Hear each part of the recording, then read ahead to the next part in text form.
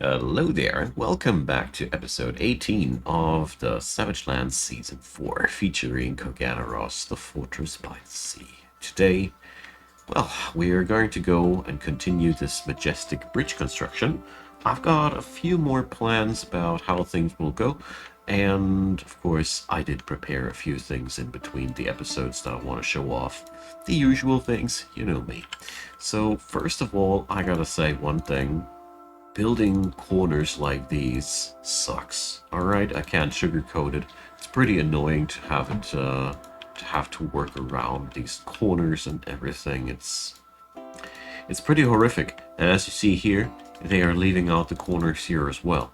So it's probably the most vile thing about this entire construction, especially since, as you see here, they even leave out corners at these spots, which is really annoying. But, well, we gotta get past it.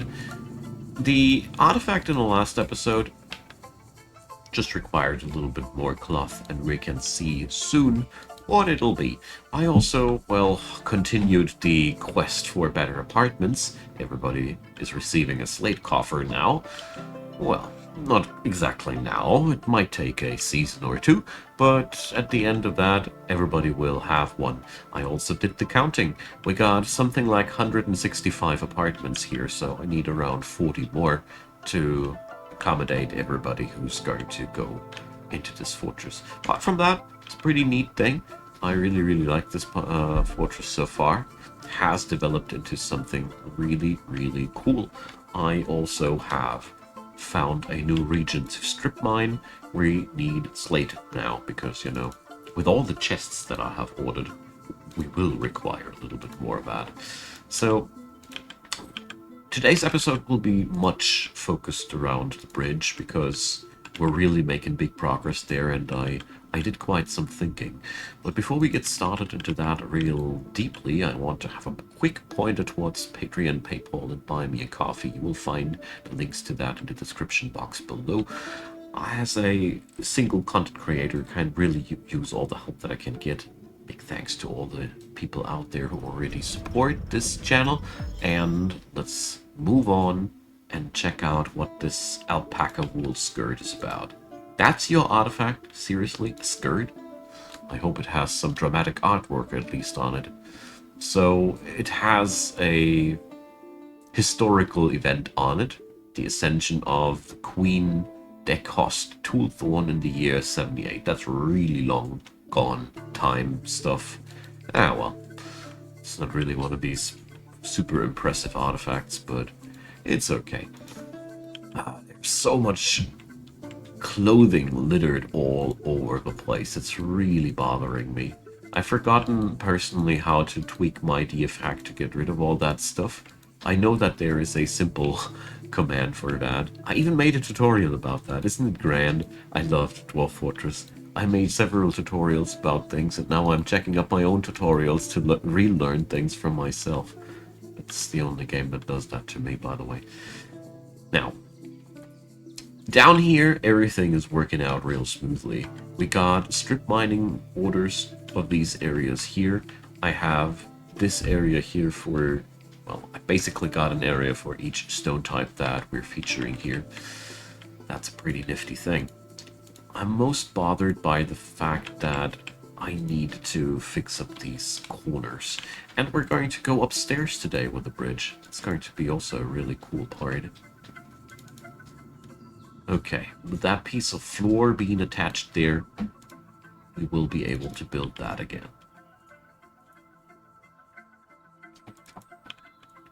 It's pretty annoying that they can't build into these corners. Okay, so here's what I have in mind. I felt like it would be pretty weird if we'd just have one super steep ramp elevating the bridge above. So I felt like we're going to make short plateaus, and then we go one step above again, short plateau, and then one step up again. Because, you know, realistically, this would be really a damn uncomfortable bridge otherwise. Nobody would love it. Everybody would hate it. So that's how we're going to build it. I mean, gameplay-wise, I could just build one damn steep ramp and nobody would give a damn about it. But, well, feel like if I'm spending all that time with a project like this, these details matter, to me at least. So, we also now have the problem that all this stuff is basically like a box without a lid. All these walls are really not high. If we scroll up, this fortress is basically more like a shoebox. It's really easy to climb inside and wreak havoc upon it.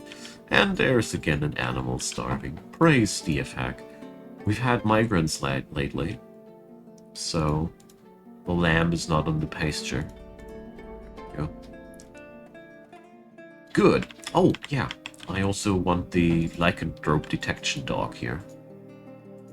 It's a pretty cool thing. Just bind them on the thing here, and if something stealthy comes across and tries to sneak in, because, you know, stealth enemies, as far as I know, they have a chance of just ignoring traps, but I'm not sure about that. Correct me where I stand wrong. Anyways, I read that in the Dwarf Fortress wiki, you know. What is that? Ah, ale. And wine. This is a truly nice bridge. It was like, why is there fluid on the bridge? But somebody just spilled his drink. Probably while building. Couldn't hold his beer anymore. Gotta love dwarves, eh? So, we're going to build the floor a little bit wider than it'll actually be because of the wall pods that need to be built there. So this will be wall here. Alright.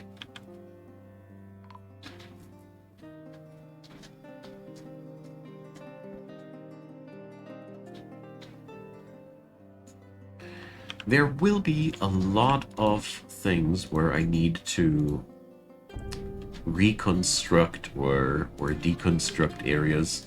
I can already foresee that this project will be a lot more demanding than I anticipated already, so let's see. I'll make every one of these 2 steps wide. 3 steps wide sounds comfier, but in all honesty, I have to keep the footprint of this monster in mind. So we're going to make it like that. There we go. Get done with these really pesky, annoying corners. I really despise them. Alright, but looking sweet, isn't it? So this is probably the only place where the walls make sense. We have to redo a lot of the walls later. But since it's gonna be a bitty complicated thing to give them the scaffolding, so to say, I'm going to do that another day. For today, I want to focus as much as I can into the bridge. This fortress is pretty autonomous by now. Oh, which reminds me, there's one thing that I wanted to do. So we had here the drink brewing order, which is no longer acceptable. So this fortress will host a grand total of 4,000 drinks, none more. Because there's no necessity to just overdo it after a certain point. There we go. That's it. Just realized that my stills were brewing, and I not necessarily agree with that decision. Alright, so we have that now. So we'll need, again, 2 steps forward. So that's going to be the flooring. It's going to be the ramp. That's going to be the wall. Jeez, this is complicated. So we gotta go a couple of levels upstairs, because I did a little bit of thinking about this bridge. You know, you don't want to build this bridge in a way that it makes it impossible for ships to drive for, to sail through. You know, otherwise we would be cutting off this a very crucial part of the ship travel. I mean, the fictional ship travel of this world, because this is really the only gap between this and the other continent. So this bridge has to be pretty high. Otherwise, well, I think we'll have trouble there. Why is there goblin blood on the floor? Did I miss something? There's no warning about goblins fighting, invading, getting killed. Seems like somebody had still some goblin blood on his boot when he stepped into some water. Shit you not, that's exactly what must have happened. Alright, so we are going to continue the walls here. It's a really cool little thing that we can actually construct walls that high now. And yeah. We're gonna build, if it is necessary, temporary scaffoldings for the extras for this bridge. So for example, we are far from being done. At some point I will elevate this part here, because this part here where I'm sec, just knocking it here. This stuff that I marked here, there will be the drain for the water trap. But I decided that it's gonna be more than just a trap. It's also going to be kind of a aqueduct, you know? Water supply for the entire fortress area, whatever. So, snatchers. Game. Where are they? Do we already have a goblin in a box?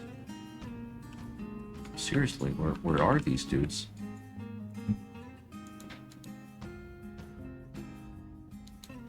I mean, I don't mind them being already dead, but how did they die?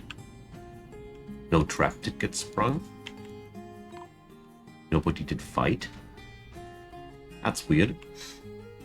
There's always such little weird occurrences in Dwarf Fortress where I'm like always freaked out and wondering what the hell just had happened, but well, whatever.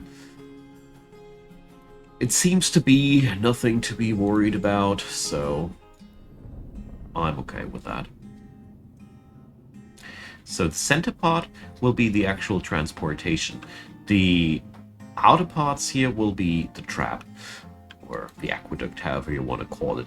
I decided to focus now on the transportation part first, so we're going to have a good idea about what we're working with before we go upstairs with the water and all. Because when you're working with water in Dwarf Fortress, I've learned one thing. You should really have a good picture about the entire situation, otherwise you are probably going to get yourself into unnecessary problems. Alright, look at that. It's so cool. I mean, there's a lot of wall here missing, that's why it's not looking too cool from the above view. But all in all, I can picture this already, and when it will have water draining down here, it'll be even better, because the idea that I had between the episodes really stuck with me. It will be pretty cool, because there will be constantly water rushing down here, so aqueduct-wise, so we have a little bit of waterfall going on, and these aqueducts can be shut, so they store water instead, and that stored water will be then weaponized in case of an fictional invasion that will never happen because the enemy will never come over the bridge. Doesn't care, doesn't matter. It's important for the dwarves in here, you know. And I'd be only happy with this project once that little tidbit is also done. There's still a lot of other things that we need to do up here at the fortress itself. There's a lot of remains lying around. Wonder how that comes together. It is almost as if hauling is not getting done in a way that I like it. But everybody is assigned to hauling. I think it's just because we have way too many building jobs constantly issued that the hauling is, in this fortress, just something that doesn't get done orderly. You know, I am constantly issuing, I don't know, let's ask our stockpile. How many blocks did we use so far? So, rock salt 2000, gabbro 4600. So, every one of these blocks has been hauled by one of these charming little dudes here. So, that's 4,600 times walking back and forth, back and forth, back and forth. No wonder that they don't have any time for anything else if they have to haul gabbro blocks the whole day. Oh well. So, at least the wall construction for this part of the bridge is finding some completion.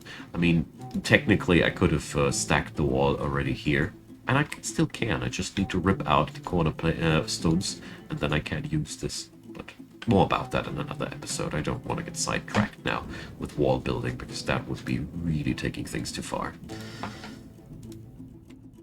I think with projects like these, the most important part is to learn to not get sidetracked with other things that aren't as important as. So, this is the stepping stone, this is the ramp, this is the wall. Alright.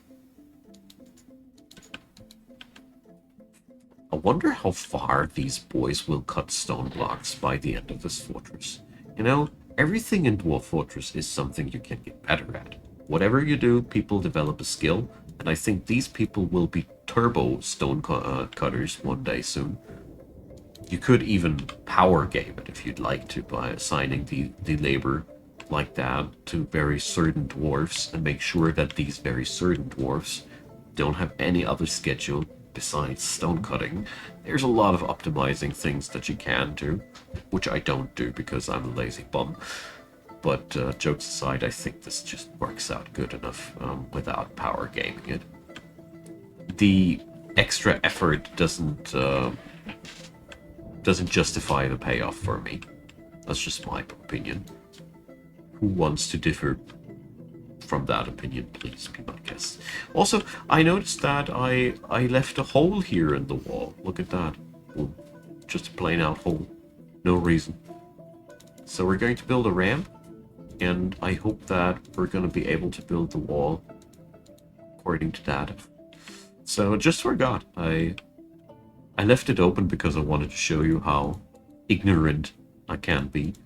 I also tried to get a 3D image of this fortress via StoneSense, which is a tool of the Dwarf DF Hack suite, but sadly it does crash immediately when I try that. I assume the constant motion of the ocean here does break out that program. I don't get a proper readout about why it crashes or anything like that. I just know that I always have had big problems with StoneSense in general, so as much as I'd love to, if you guys know a better tool than StoneSense, let me know, because, you know, I'd really love to see a 3D image of this bridge at some point. It would be really majestic. Even if it is just ASCII or lo-fi, low poly graphics, whatever.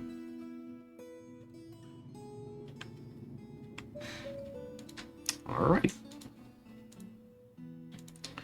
So we are now, this is -1, so -1 is the lowest point above the ocean. So we are now 4 height layers high.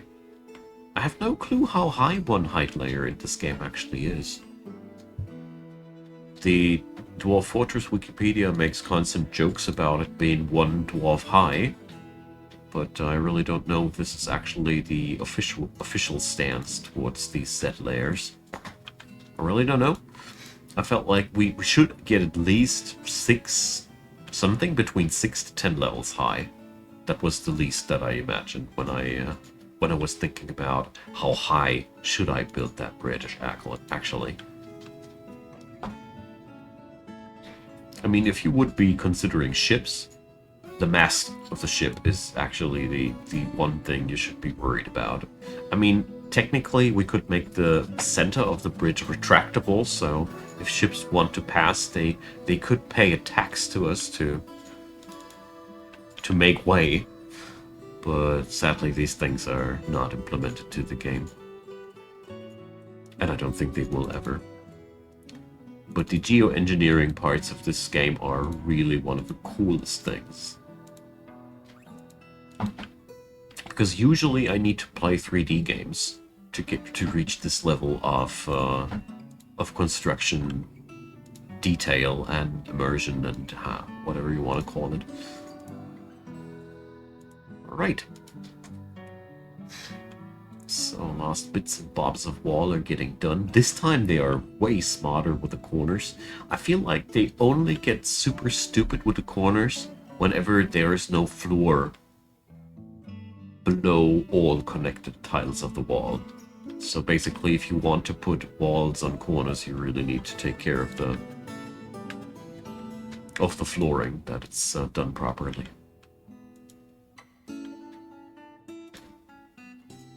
Okay. And now we can expand again. So 2 steps, 1 ramp, 1 wall. Oh dear, this thing is getting huge. So we need to rise higher and higher, that is, but yeah. We're getting there. Once the ascent has been built, I think we're going to have the easiest part ahead of us, where we just need to draw a straight up line all over to the end of the map. It's also quite nice to see that there's slowly, well, an end of the story for this fortress in sight. I mean, there's still tremendously much to do. You know, we still have a lot of things to do. We're far from being done. But there's still the glimpse of a finished project slowly at the horizon, now that we're actually building the bridge and no longer just preparing ourselves to do so. Alright. I want to do some more salt strip mining. Because obviously we need way more boulders than we currently provide. Jeez. The interior of this fortress did eat a lot of rock salt blocks, way more than I anticipated. We also should check out our gabbro mines. Let's see. This layer. Well, there's still everywhere quite a lot of gabbro chunks, but I gotta say, it's been a lot more when we started. And we are far from being done. I think we're going to excavate a bit of that layers before we get done with that thing. But it's really cool to have the effect managing all the wall works for you, making sure that they're always picking the right segment of the wall so they don't lock out themselves from the next one. These little things help so much. Especially when you want to go for huge constructions like this one. Imagine you would need to babysit every single section of wall and floor and whatnot to make sure that they're not going to block themselves from continuing their work. It's, I'm full of praise of this tool. Especially since it's so well made and only getting better. Alright. So, I still don't have a bigger picture about the walls of this fortress and how high I want to draw the actual fortress building here. This area here is so bare bones, but we're, well, I think it should be a proper little castle. You know, something like a water fortress. We've got to have it armed to the teeth. I think this is one of the few fortresses where we're going to go very sparsely underground. I do want to have a underground connection though, because I find it just very, very dwarven that, of course, this fortress also has a subterranean connection between the continents. What dwarves would we be if we'd only have a bridge? Come on. We can't do better than that. So, but that's actually going to be the easiest part, because, you know, down here we just need to secure some perimeter and create a safe corridor, and that's that. It'll require some work, of course. It's not getting done all on its own, but it's no project that will require as many hours as this one. Definitely not. Alright, elevation level 5. So we're 6 stories high now. I also want to check how far we're getting away from the shoreline. What's really bothering me is that this thing needs foundation pillars somehow. I would love to stick them deep into the ocean, but I have no clue how we would be supposed to do that. I mean, technically, I know that if you put enough screw pumps on one piece of ocean, you can actually move the ocean away continuously enough to build inside of an ocean tile, or so I read. I've never done that myself. It's only legends from the Dwarf Fortress Wikipedia that I'm reciting here. I don't have any clue how to pull that off, but it always has been a bit of a dream of mine to do that. So maybe we'll find a way together. So that's the segment for the ramp, that's the segment for the wall. Alright.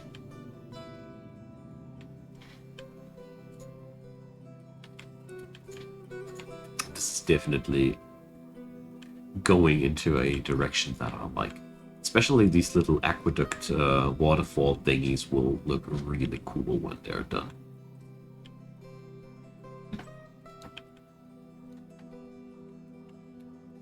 So, let's check back downstairs and see what the stonecutter's quarter does.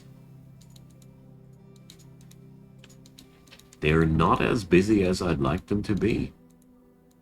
Why are you guys not cutting any gabbro blocks? Ah, alright. Oh, we have a new construction mandate. Greaves. That's sadly one of the least useful ones. We're collecting greaves by now for no particular reason at all. So, it's time to check back to this place. I think we have all the material that I could wish for. Then I also realized that that wonderful little blue stuff here, the microcline, might be on the decline, because I have ordered so many cabinets made out of that stone. Let's check with our stockpiles. Yeah.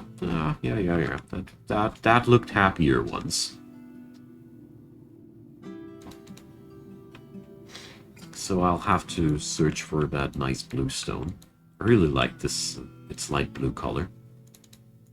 Generally one of the things I really like about Dwarf Fortress, this continuous hunt for that one type of stone, thinking about how to combine the colors of your biome, check out what you have in which quantities, what's the native rock, what's fitting to that. All these little things, I really like that. But building that much above ground is also a very, very exciting experience. Especially since we're far from being done. Only because I said I see light at the end of the tunnel doesn't mean that we're done anytime soon. Alright. There's that blue stuff. My mining dwarfs are super fast by now. These guys are really chipping through that stuff like it's paper. That's not the standard speed. It's really cool when you have so many specialists at some point in your fortress that everything you order gets done in no time. That's also why it's quite troublesome if people die. Especially since that can trigger a cascade of things, because, you know, dwarfs are very family-bound people, and if one of your siblings dies, this might depress you, and if you are already unhappy, this might depress you even further, and then you go berserk, kill somebody else who's already also depressed. Things can go really, really crazy. And just when I say all that, somebody wants to build an artifact. Wonderful. So, at the clothier's workshop, so leather, blocks, bricks, we surely have these. I would assume that he's lacking leather. So let's see, we got the tanner, we got all the things we require, so let's check out. where the animals are. Do you notice that? This this is a recurring situation. The artifact building thing, artifact building action at the end of an episode. Last episode we had exactly the same thing. It's also been a clothier's workshop. Well, we're gonna see if we can help this fella here, and then it's time to say goodbye for today again. I'm really happy about the progress that has been made today. Wait a second, can't be leather. This guy has... There is so much leather around here. So... cloth, thread. So... let's see if it's again a case of animal fabric that is required here. So do I still have yarn here? No. Do we need to shear an animal again? Is it again time to shear an animal, Jurist? Is it that time of the year again? It's been exactly the same last episode. I really feel like it's Groundhog Day here. But at least this time I can show that I've learned my part last time. And I can properly process the wool now. If somebody is managing to put that sheep here to the shearing table finally. So the logistics here aren't too good. So spin that thread, my friend. I hope this is going to be what he requires, because we got leather, we got these things.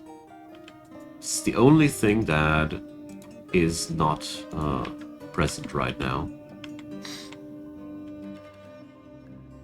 I should start automating that stuff. Keeps being a thing. So, sounds like he needs that another time. Yeah. Definitely will put up an automation by the end of this episode, or between the episodes, because this is now a recurring issue that I always have to solve manually. And that is not really helpful for anybody here. I'm just happy that we have shearable animals, you know. I've had fortresses where this was not resolvable that easy. There we go. So he's swooping over there. So please tell me that you now have all the necessary ingredients so we are done with your madness. So let's see what he's stringing up together. But it's looking good. Gemstone bricks and all those things, we have these. So it might be quite a fancy dress.